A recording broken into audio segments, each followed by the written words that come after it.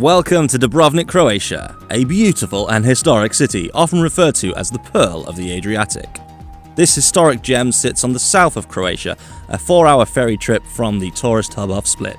If you're not a fan of crowds like me, you're not going to like Dubrovnik, however, so allow me to introduce you to the Hotel Belvedere, Dubrovnik's own little piece of dark tourism and a victim of the Balkan Wars.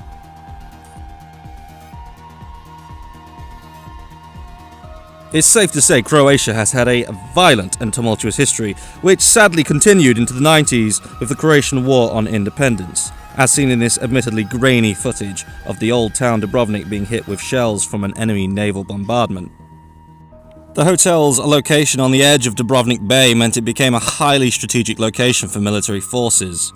In more recent, happier times, Dubrovnik has been the main filming location for Game of Thrones, namely King's Landing, including the fight scene between the Viper and the Mountain, which actually took place here in the show, but in reality took place on what looks like a slightly Cold War-esque football pitch.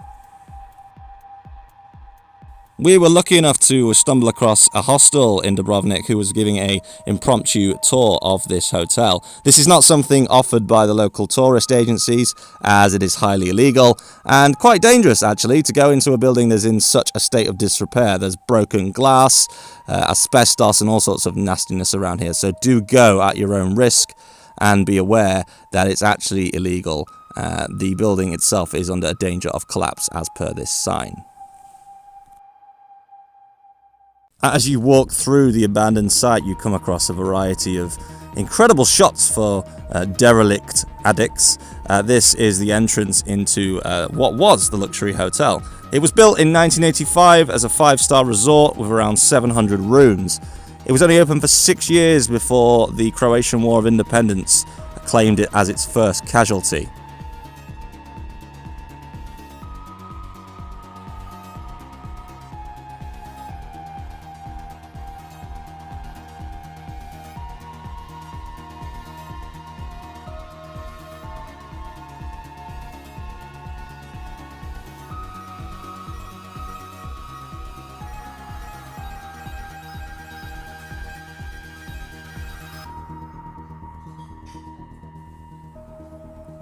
So the hotel itself is abandoned, but locals, both young and old, still seem to use it as some sort of party site.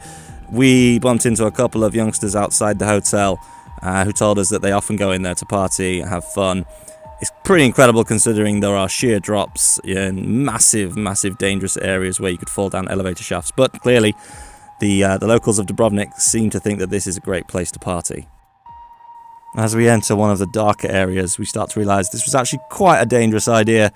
Luckily, my lovely fiancée had her torch in hand to show me where all the broken glass on the stairs were.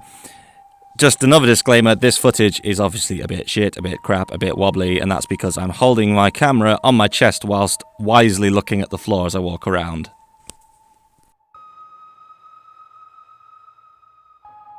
By all accounts, the initial military bombardment of the site was unrelenting, and it's pretty incredible to see the damage is still here, all the broken windows from the shells, the shockwaves. It must have been pretty frightening for the staff and the guests at the time to be here. Creepy. Something straight out of Blair Witch. Weird handprints and burnt effigies all over the place. Very strange stuff.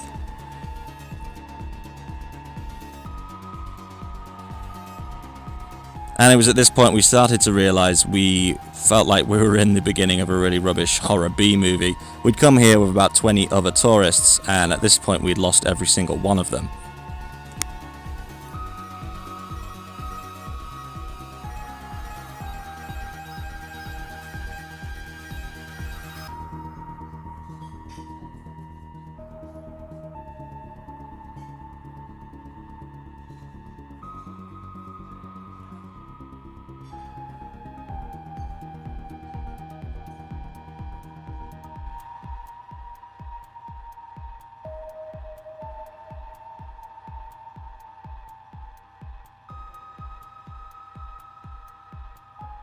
As brave as I thought I was, when I saw this shot down a dark hallway, I decided to turn around.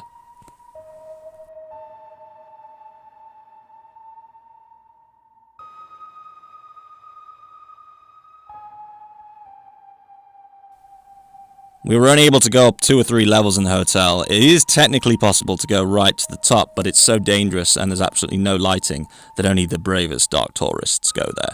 And that is not me. Thankfully, we found the rest of the group, and the tour continued. During the initial evacuation, almost everything was stripped from the hotel, including the cutlery and the plates, which we'll go back into that in a moment. Quite beautiful to see that nature is starting to reclaim the hotel, but not for too long. Apparently it is under redevelopment. A Russian millionaire has actually bought the property.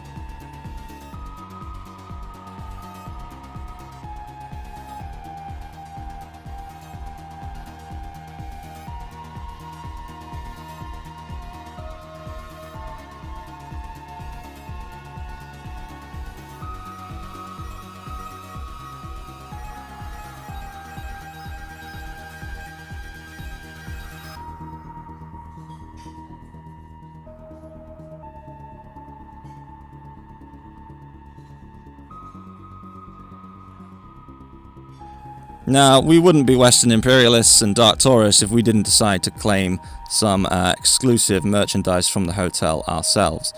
It's quite unbelievable to think that the merchandise, the notepads, the bill pads, the various miscellaneous bits of Hotel Belvedere merch are still strewn across the entire hotel. As you can see in this room, there are notepads absolutely everywhere, and yes, we did decide to take one.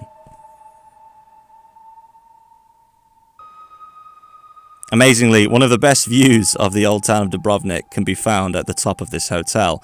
We're out here on the second floor terrace, what must have been used for viewing the beautiful bay back in the day. Oh, and a little aside here, this was actually the bay used in the Backwater Bay battle in Season 2 of Game of Thrones. So here's the exterior of the hotel. You can kind of see some of the bombardment, some of the facade has been destroyed by shells. And yeah, don't look down. This was a silly idea. Don't do what I did.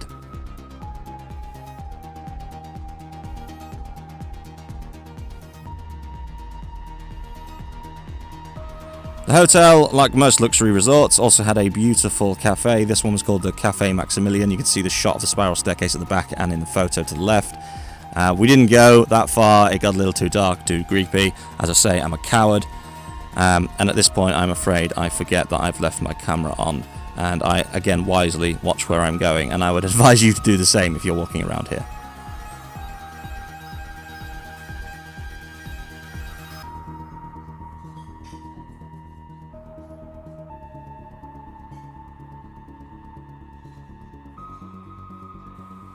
Back outside, we can see even more damage on the facade of the hotel. And again, that incredible view of Dubrovnik. It really is one of the best views I've seen of the city. My favourite shot, though, is the swimming pool and the original conservatory, which was covered in green glass. And we ended the trip with a little bit of relaxation on the beach, which just sits south of the hotel, and watched the sunset.